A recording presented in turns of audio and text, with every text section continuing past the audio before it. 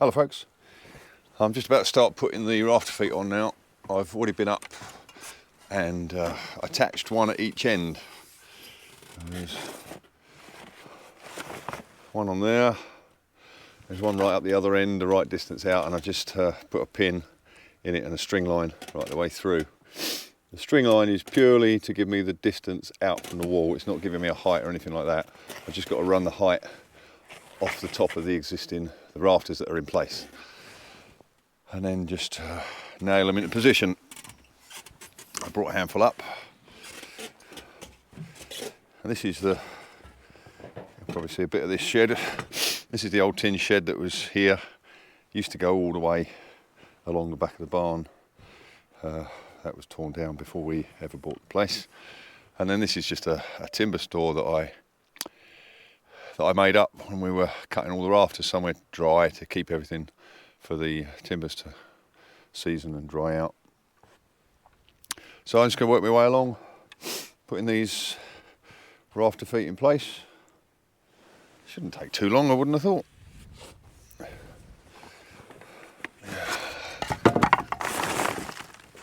There's a lot of debris around here. Old slate and stone.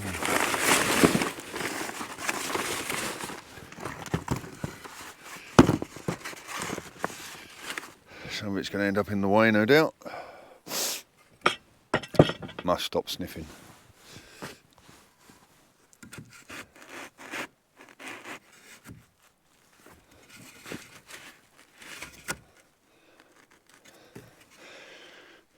Now, when I'm working to a string line,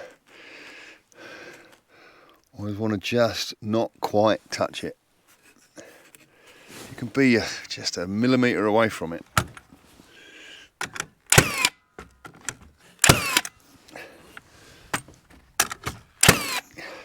If you end up touching it, you can end up pushing it out, and before you know it, by the time you get to the middle, you could be 3, 4, 5 mil out. So you want it to just not quite touch. Yeah. And you've got to be careful it's not touching anything else along the way, holding it out. Which won't be a problem up there, but on this bit I've got to be careful because there's this membrane sitting up and flapping around.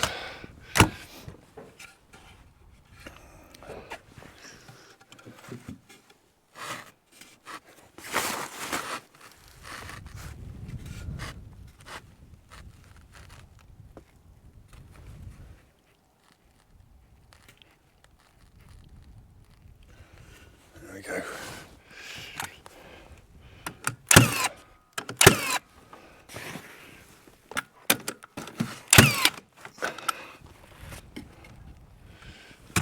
Lovely.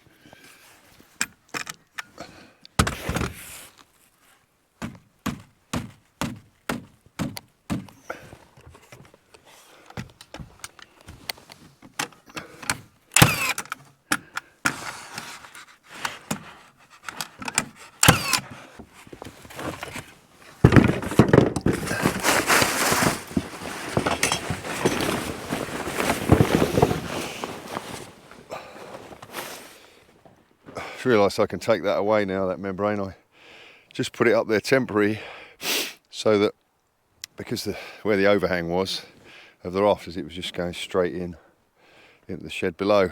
Now we've got the bigger overhang, it won't do that, so I can do away with that, which is handy. I'll see what I'm treading on then as well.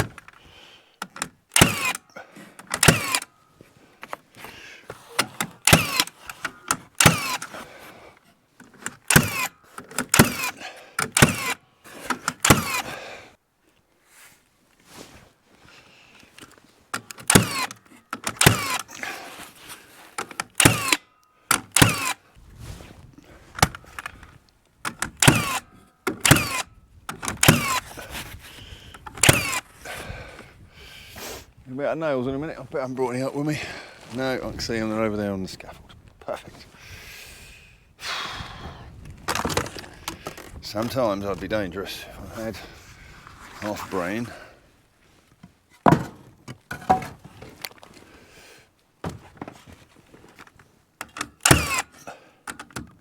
That's it, one nail, job done. Get some more nails.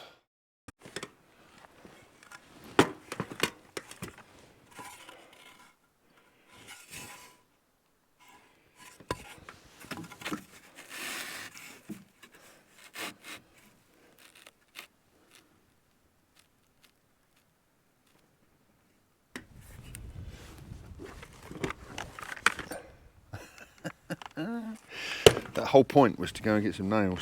I still haven't put them in the gun.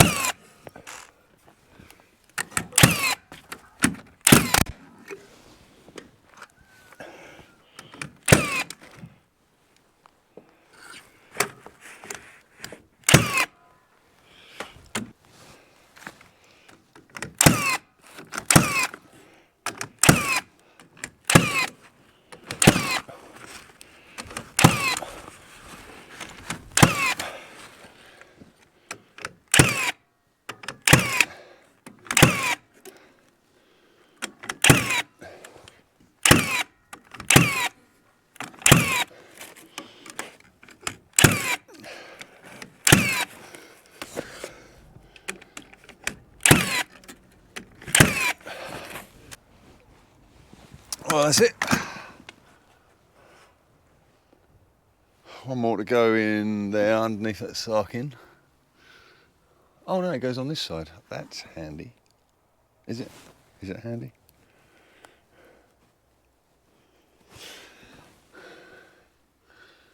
Yeah, it's going to have to go this side. I'll take the string line now, down now though.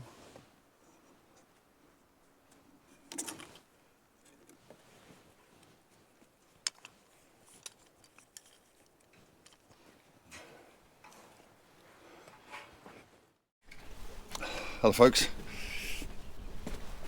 it's a lovely morning. It's a bit cold again, and back of the roof is all ready to go. I cut all the timbers that had to go between the rafter feet, got them fixed on, and the final few bits of felt.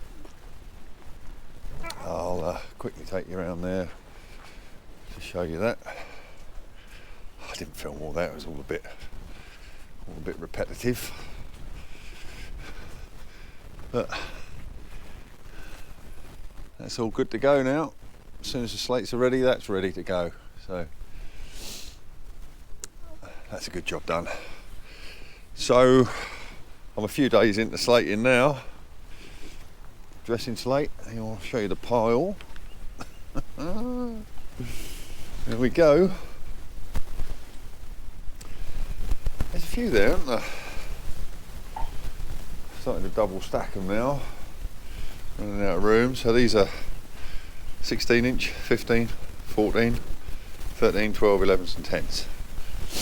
I haven't counted them exactly, but I've counted a couple of the rows, and based on distances rather than actual numbers, I reckon there's around about 1800 there, so that's about half of what I need. So in order to meet my target, which was to try and have all the slates done by the end of the month, it means I need to finish that pile. I counted them off the trailer, there was about 1700 there. I need to finish that pile in 2 days. Wish me luck. So that's about 850 a day, which I don't think is going to be possible, but I'll give it a go. I have lost a few days because it's been a busy time with sheep, and I've been out gathering and helping to scan a couple of the local farmers' flocks, which I love doing. The dogs have a great time. They love working like that. I'm just wondering where Maggie is. There she is. Maggie's very pregnant now. I think it's only going to be a few days, maybe a week, till she has her pups. We had Maggie scanned actually as well. The guy scanning the sheep scanned Maggie as well. And we're expecting maybe 4 or 5 pups. That's going to be exciting. But for now, I'm going to get back onto Slate. It's quite cold. I've got to get the old fingers running. But it's a mindset. I just got to get my mind in the right gear. I've got my new radio that I can plug my phone into and play some music. I think today Ian Jury is going to be helping me out, give me some reasons to be cheerful, and then just plough on. That's all I can do. It's interesting, since I've given myself a bit of a goal, to finish by the end of the month, it kind of becomes competition. It has been said I'm a fairly competitive person, so that's working. I've kind of got a target and I've got to hit it. So here we go. Gonna get on and do some slate.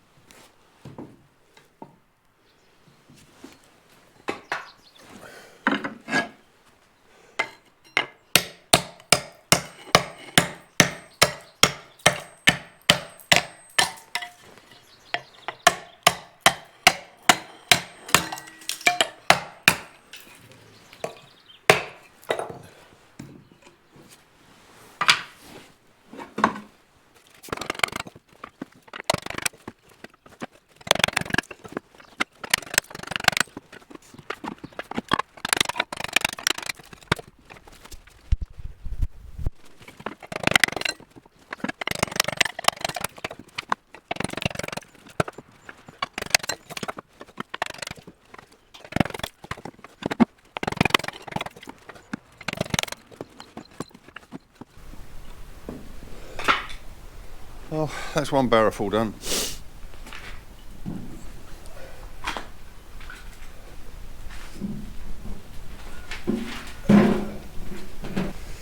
And I just got to put them in their corresponding pile.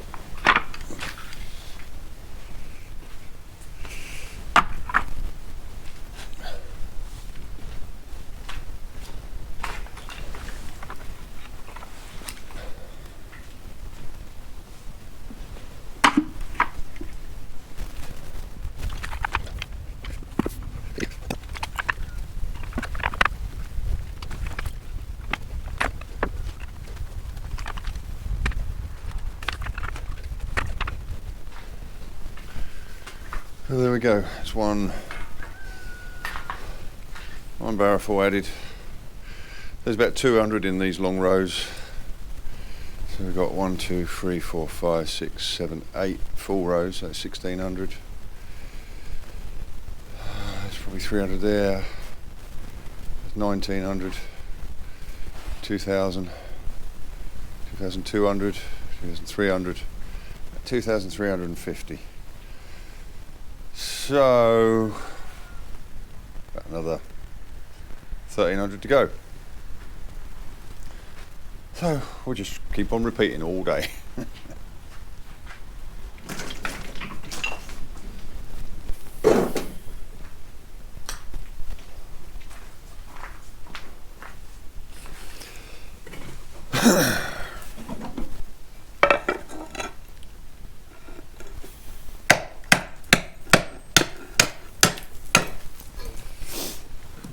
Okay, well, the boredom's kicking in pretty hard now.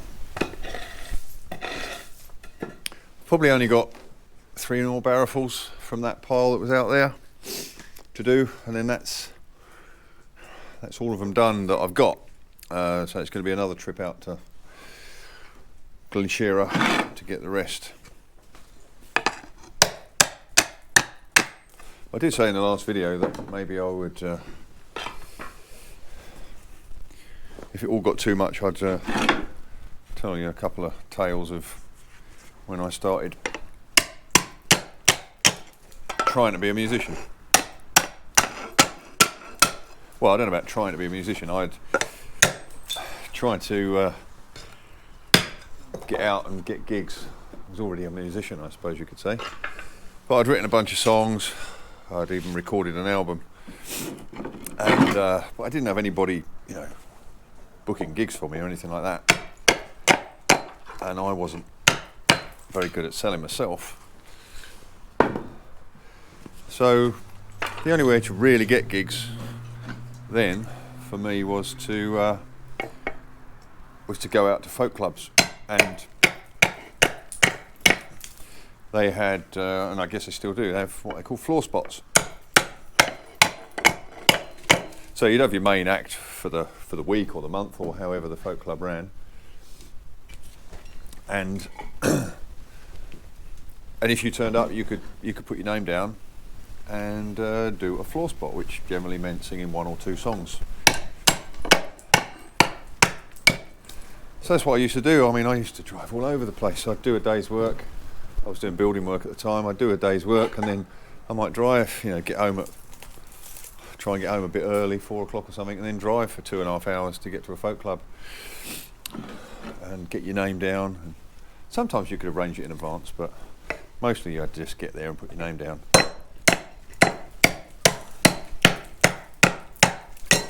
And then, you know, play a couple of songs, and then you'd hang around to the end of the night to see the organisers, to see whether they liked you, whether they'd even think about giving you a gig. And then, you know, 2.5 hours drive home, get home early hours of the morning, off to work again. So it was hard going, but there were, you know, I got a few gigs here and there, all fairly close to home really, back down in Essex. But there's one night I remember which really opened things out for me, and it was a place, the club was called Stortfolk, and it was in Bishop Stortford in Essex, and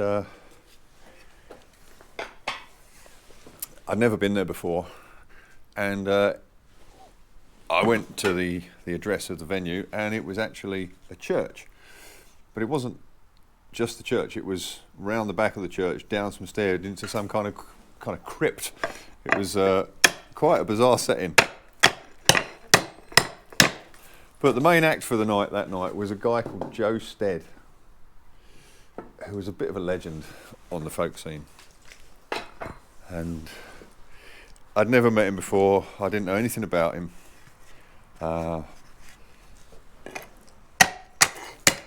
But he'd been in the folk scene for years, and in fact ran a record label in London called Focal Records. And he did his first set, and I was down to do a floor spot, and the floor spots quite often were in the middle of the evening. Sometimes there'd be a set before, at the start of the night, then you get the main act, and then there'd be a break, and then you'd have another lot of floor spots. So I was down to play in between Joe's two sets. And while Joe was playing, he mentioned that he likes to know the where and the why of a song. He wants to know where it was written and why it was written and things like that. Now, it just so happened that when I recorded this first album, I made a note in the sleeve notes of the CD, the place I wrote it, and the date. And so when I got up to play my song, I kind of effectively spoke to Joe, you know, in part of my introduction to the song, and said, well, Joe likes to know the where and the why and that. Well, I can give him the where and the when, if that works. And the song that it was in question was, I wrote it in a little village called Wivenhoe, near Colchester in Essex, outside the Rose and Crown pub on the banks of the river. And I wrote it on the 16th of September 2002. And I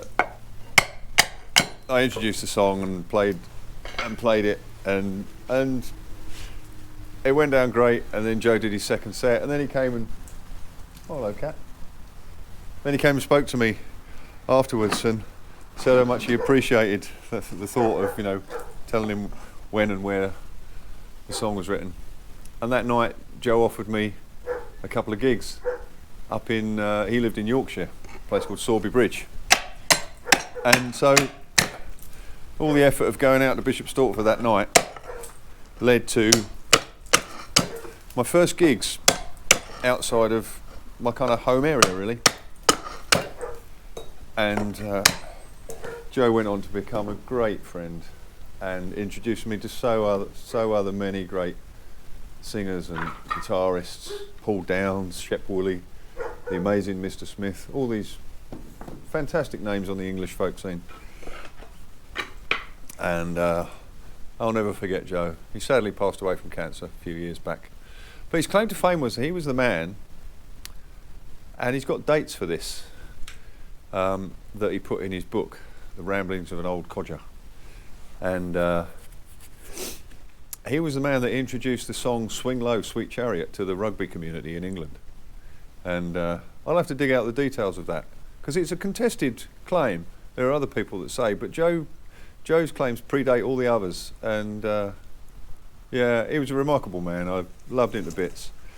And my kids, we used to go and visit occasionally when my kids were little, and they always remembered him as the man that wobbled when he laughed.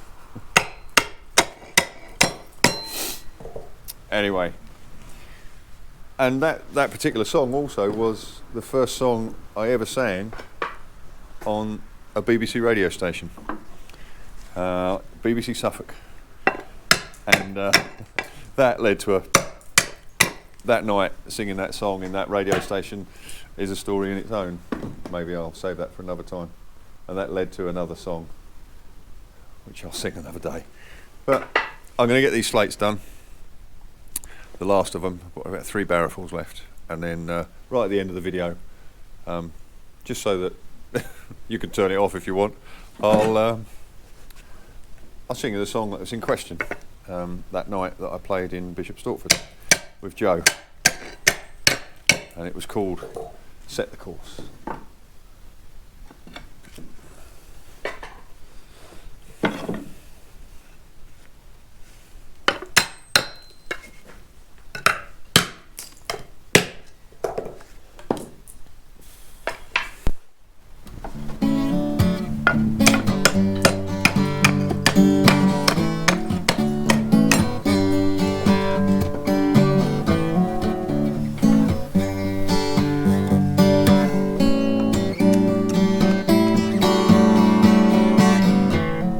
Time drifts down the river, who knows where it goes?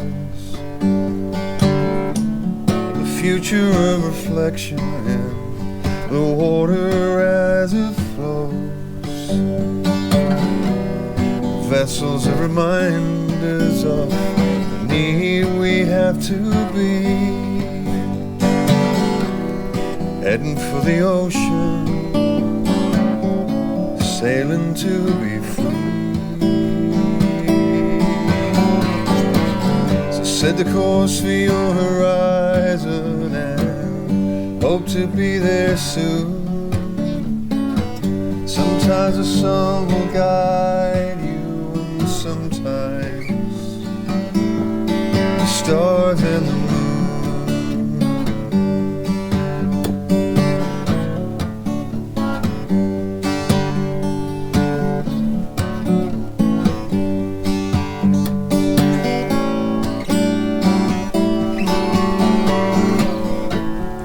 Better to be breaking in the waves upon the sea than just watching from the shoreline, always wondering what could be, all the while knowing those people should be you,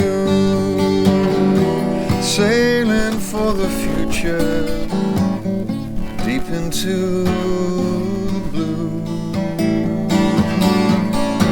So set the course for your horizon and hope to be there soon. Sometimes the sun will guide you, and sometimes the stars and the moon.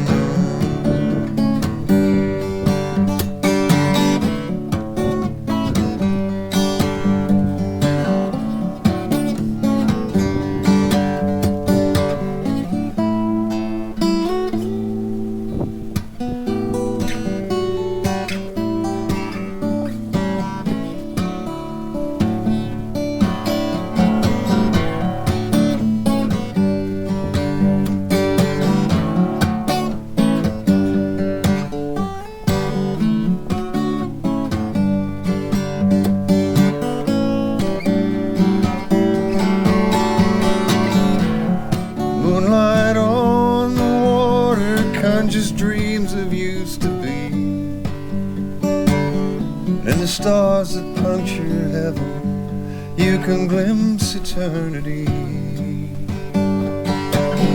It takes an open mind to look beyond what we can see, sail a little closer to that blind date with destiny.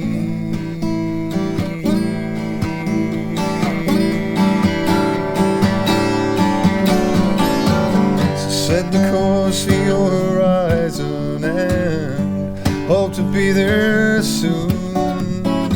Sometimes the sun will guide you, and sometimes the stars and the moon. Set the course for your horizon and plan to be there soon. Sometimes the sun will guide you, and sometimes